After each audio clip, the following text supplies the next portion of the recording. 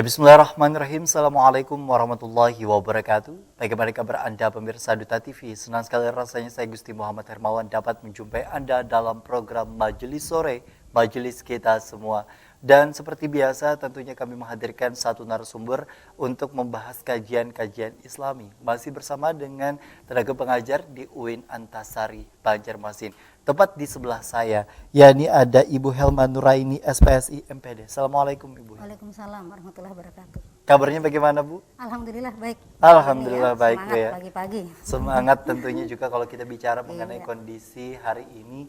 Di tengah memang begitu banyak musibah pandemi COVID-19 dan kemudian juga musibah-musibah yang telah berhasil kita lalui ya Bu ya di tahun 2021 ini kan bicara mengenai musibah. Bicara mengenai musibah tentu sesuai dengan tema kita hari ini bersatu saat musibah dan tentunya tayangan kami tidak hanya sekali lagi kami tayangkan melalui terrestrial pemirsa namun juga melalui berbagai platform di sosial media kami maupun juga tentunya secara live streaming bisa Anda saksikan melalui di dutatv.com.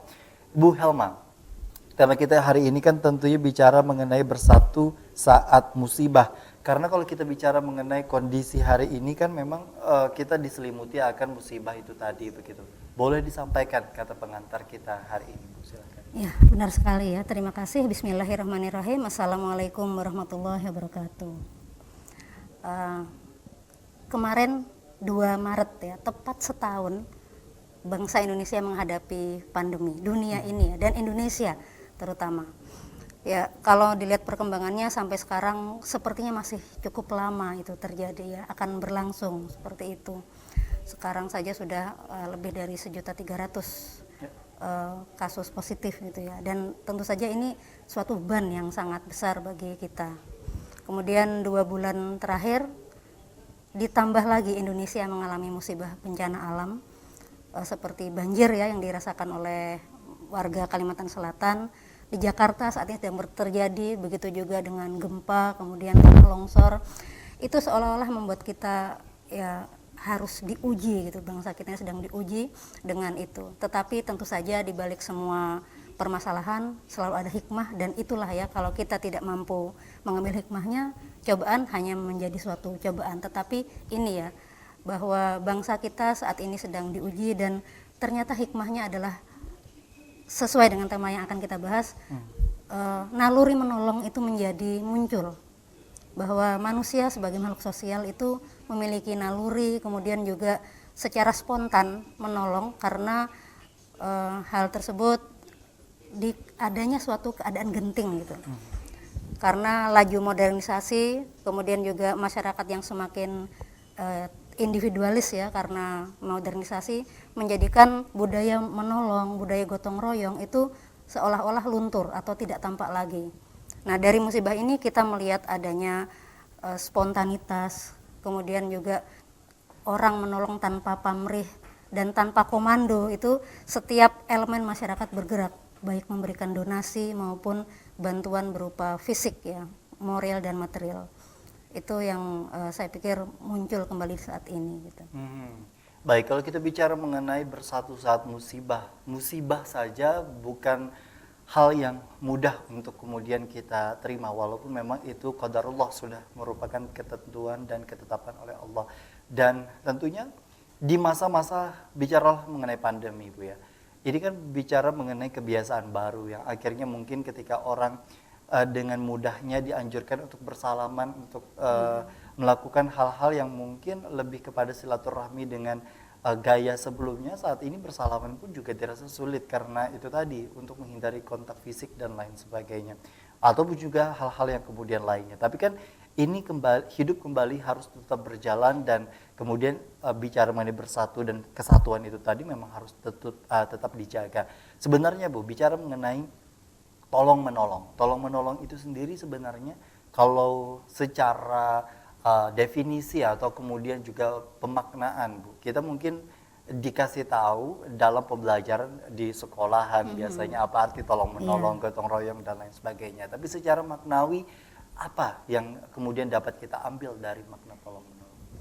Ya, memang ya kita diajarkan untuk tolong menolong, kemudian juga ini merupakan bagian dari akhlak gitu ya, akhlak orang. seorang muslim juga. Dan di sini kita melihat bahwa menolong itu bisa dikategorikan menjadi dua ya. Kalau kita lihat sih secara umum, menolong itu merupakan suatu tindakan yang kita berikan demi keuntungan atau kesejahteraan orang lain, walaupun itu beresiko bagi diri pribadi kita untuk misalnya kehilangan waktu, tenaga, atau mungkin mengorbankan ya, itu secara umum. Tetapi tentu saja orang tidak melihat dari sisi untung dan rugi dalam menolong ini, tetapi ada yang kita sebut sebagai altruisme. Itu menolong tanpa mengharap imbalan. Ini sering ya terjadi, misalnya atau kita lihat orang berdonasi menyebut hamba Allah gitu. Itu kan menunjukkan bahwa dia tidak ingin atau menunjukkan sama sekali tidak ada pamrih. Tetapi ada juga yang namanya prososial. Itu suatu tindakan, dan ini saya pikir wajar juga ketika orang menolong mengharapkan timbal balik. Jadi kalau saya menolong, saya mendapat apa? Apakah mungkin mendapat nama atau mungkin berharap suatu saat akan ditolong? Itu definisi dari prososial, dan saya pikir ini juga terjadi ya. Keduanya merupakan bentuk dari perilaku seseorang ketika mereka melakukan tindakan menolong tadi. Baik, kita ketahui juga mungkin ada beberapa kesempatan yang lalu filantropi dibahas begitu, betul, dalam hal potret di mana beberapa rekan-rekan yang bisa dibilang dalam hal ini membantu sesama ketika bicara mengenai musibah begitu. Beberapa di antaranya ada public figure yang kemudian juga menjadi tolak ukur untuk penelitian dalam hal ini. Tapi kalau kita bicara mengenai kondisi tolong menolong di saat musibah pandemi terlebih dahulu, kita bicara sebelum banjir ini sendiri, Bu. Ini kan juga ketika sesama kita juga mengalami kondisi yang serupa. Mungkin berbeda dengan banjir, ada yang tidak merasakan dalam kondisi di mana terkepung banjir dan lain sebagainya. Tapi kalau kayak pandemi ini kan memang seluruh dunia kita dipaksa untuk berubah dan kemudian juga menyesuaikan. Sejauh mana sebenarnya manusia secara insting sebagai makhluk sosial itu tadi dalam membantu sesama bahkan ketika dirinya juga dilanda akan musibah. Betul, ya. Ada satu, saya teringat ini konsep empati. Empati ini suatu yang benar-benar lahir dari ketulusan. Kalau kita ingat Rasulullah ketika beliau meninggal, menjelang meninggal, beliau tidak memikirkan apapun. Beliau mungkin tampak gelisah, tapi apa yang beliau pikirkan? Bukan diri mereka, bukan diri Rasulullah sendiri, tetapi umatku. Itu suatu bentuk empati yang paling mendalam. Di saat ajal saja beliau yang diingat adalah umatnya gitu.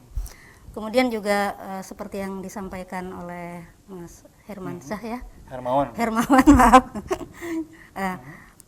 Naluri atau tadi insting menolong tadi menjadi muncul karena empati tadi. Jadi artis gitu ya, mereka tuh hidup dengan kemewahannya. Dia melihat bagaimana orang-orang mengalami musibah. Betul. Kemudian juga lembaga-lembaga mereka melakukan tindakan filantropi, charity dan sebagainya. Didi Kempot kemarin ya, almarhum, kemudian Rhoma Irama itu menghasilkan dana yang luar biasa dan antusiasme masyarakat. Mereka menyumbang bukan karena nontonnya, tapi ini suatu gerakan yang diperlukan suatu stimulasi mungkin ya dari suatu lembaga atau dari suatu kondisi sehingga masyarakat tergerak untuk melakukan hal tersebut. Baik, kita bicara mengenai kondisi hari ini di mana bantu-membantu, kalau dulu ada istilah tangan kanan memberi, tangan kiri kalau bisa jangan sampai tahu begitu. Nah, pada saat kondisi hari ini kan Bu, kadang yang kita lihat di sosial media karena perkembangan teknologi dan lain sebagainya, niat yang kemudian muncul ketika orang berlomba-lomba membantu adalah yang lain mampu tergerak untuk ikut juga membantu. Padahal mungkin secara niat pribadi kita tidak mengetahui apakah memang itu yang benar atau memang hanya keperluan konten. Nah ini kan bicara nanti seputar keperluan konten. Kita akan bahas Bu ya. Usai jeda tetaplah bersama kami dalam program Majelis Sore, Majelis Kita Semua.